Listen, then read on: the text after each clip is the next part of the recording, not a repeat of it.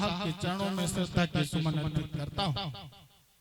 परम आदरणीय बहन कुमारी मायावती जी को अपना आदर्श और नेता स्वीकार करते हुए यहाँ पे मंचासीन हमारे सभी कथावाचक साथियों को आभार प्रकट करते हुए हमारे संत गुरु को साहब बंदगी सतनाम कहते हुए उपस्थित सभी समाज को का स्वागत करते हुए अभिनंदन करते हुए सबको जय भीम नमो बुद्धाय पेश करता हूं।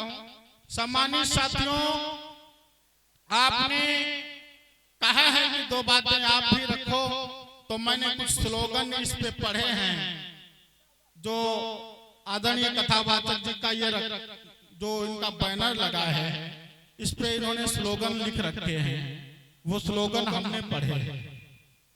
तो उस बारे में उस पे भी चर्चा करेंगे, लेकिन बौद्ध कथा हम लोग कराते क्यों हैं?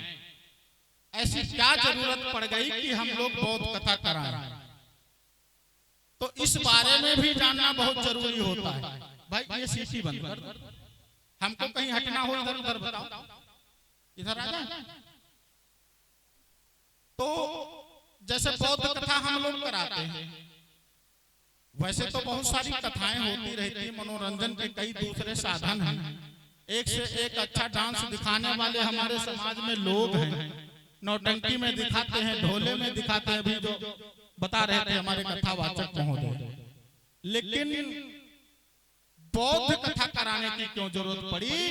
क्योंकि एक अलग सिस्टम, अलग तरीके से समझाया गया है। कैसे? जैसे यहाँ पे हो सकता है मुस्लिम समाज के भी लोग हों, नहीं होंगे तो आस पड़ोस गांव में रह रहे हैं, उनके जो पैगंबर रहे, उनको जो रास्ता सिखाने वाले रहे, उनको जो रास्ता बताने वाले मोहम्मद साहब रहे, उन्होंने क्या बताया उन लोगों को?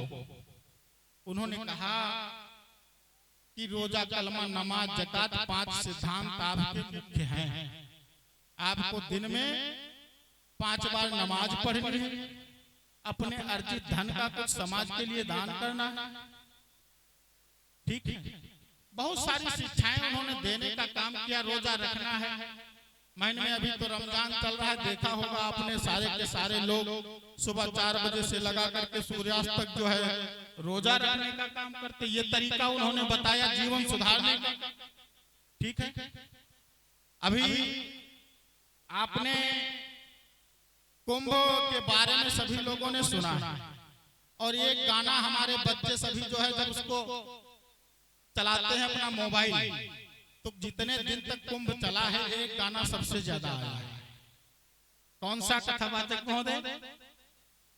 कि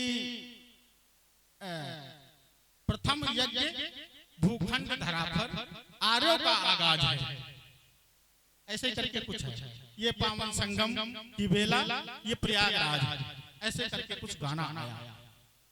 तो यहाँ जो हिंदू धर्म के मानने वाले लोग थे, यहाँ पे जो सिखाने वाले लोग थे, कैसे चलना है, कैसे रहना है, उनके लोगों ने उनको अपना तरीका अलग लगाया। आपने महाभारत के बारे में सुना होगा, भाई भाई आपस में लड़ गए, दादा पोते आपस में लड़ गए, कट मर गए, सब राजपाट के लिए सब लड़ गए। दादा पोते के ऊपर तीर चला रहा था, अभिमन्यु को लड़ते आपने सुना। उनका बाबा, पोता जब बाबा को सबसे ज्यादा प्यारा होता है, वो बाबा पोते के ऊपर तीर चला रहा था, उसकी जान ले रहा था, और एक नहीं 4 4 5 5 लोग उसके पीछे, 7 7 लोग 10 लोग लगे थे। युद्ध हो गया। इससे पहले जब शुरुआत महाभारत की हुई, तो वहां पे जब महाभारत की शुरुआत हुई और अर्जुन के बारे में आप लोगों ने सुना, अर्जुन जब तीर कमान लेकर के वहां पहुंचे रणभूमि में, तो उन्होंने देखा कि हमारे गुरुजी खड़े हैं, हमारे बाबा खड़े, हमारे पिताजी खड़े, हमारे चचेरे भाई खड़े हैं, हमारे ताऊ जी के लड़के खड़े हैं, सारे के सारे हमारे खानदान के लोग हमसे लड़ने जा रहे हैं। तो उन्होंने हथियार छोड़ दिया, ये बात सुनी होगी आप लोगों ने। उन्होंने हथियार छोड़ दिया कि अब मुझको लड़ना नहीं है, चलो कोई बात नहीं, राजपाट चली जाएगी, लेकिन मैं अपने भाइयों का, अपने लोगों का कभी जो है मैं कत्ल नहीं कर पाऊंगा।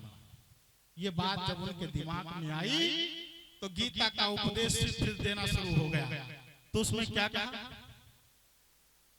सर्वधर्मान, श्री कृष्ण जी ने उसमें कहा कि सर्वधर्मान परित्यज मामेकं शरणं व्रज अहं त्वां सर्व पापेभ्यो मोचयिष्यामि, कि सारे धर्मों को छोड़ करके मुझे एक ही शरण में आ जाओ, मैं तुम्हारे सारे धर्मों, तुम्हारे सारे पापों का नाश कर दूंगा, कहीं तुमको दूसरी जगह जाने की जरूरत।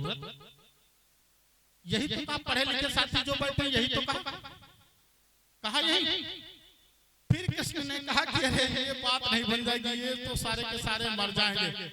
तो उन्होंने कहा क्या कि अरे मरता कौन है, ये आत्मा तो अजर अमर होती है, मरता कौन है, ये तो सब सिस्टम है। उन्होंने कहा वासांसि जीर्णानि यथा विहाय नन्यानि संयति नवानि देहि तथा विहाय शरीराणि, नहीं, वासांसि जीर्णानि यथा विहाय नवानि गृह्णति नरो प्राणी तथा विहाय शरीराणि जीर्णानि नन्यानि संयति नवानि देहि।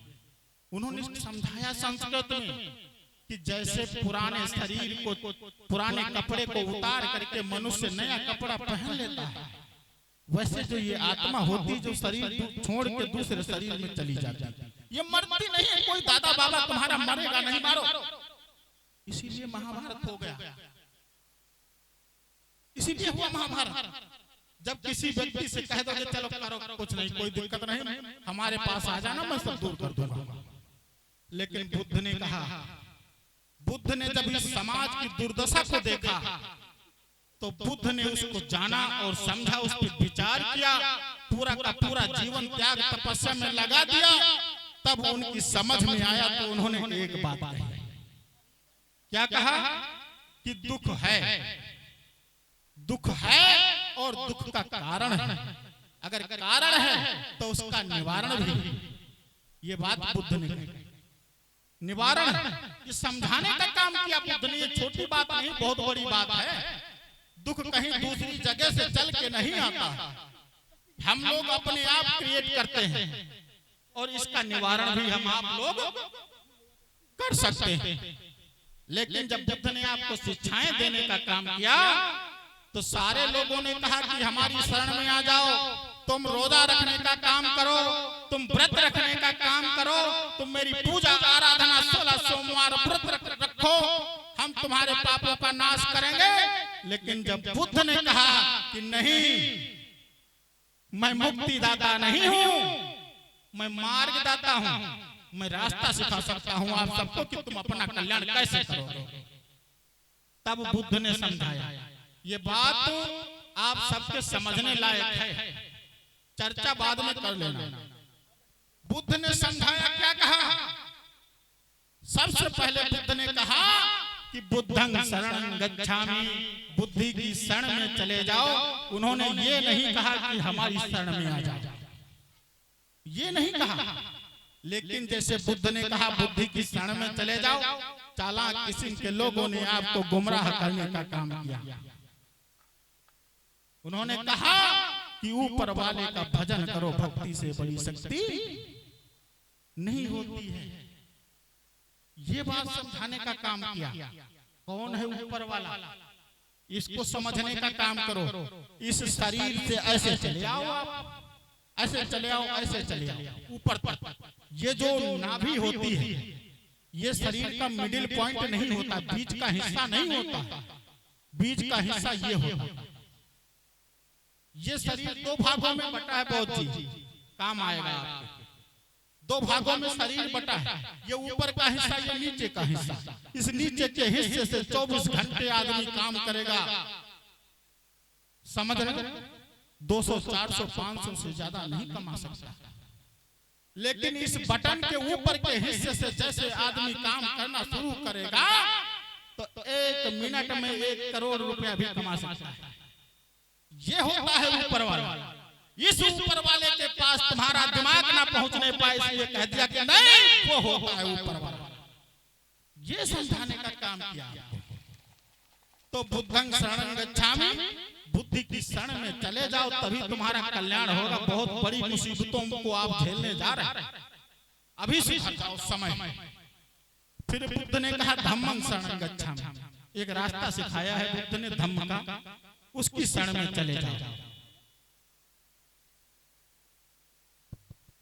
ठीक है, मैं जानता हूं कि लोगों को कथा सुनने की उत्सुकता ज्यादा रहती है।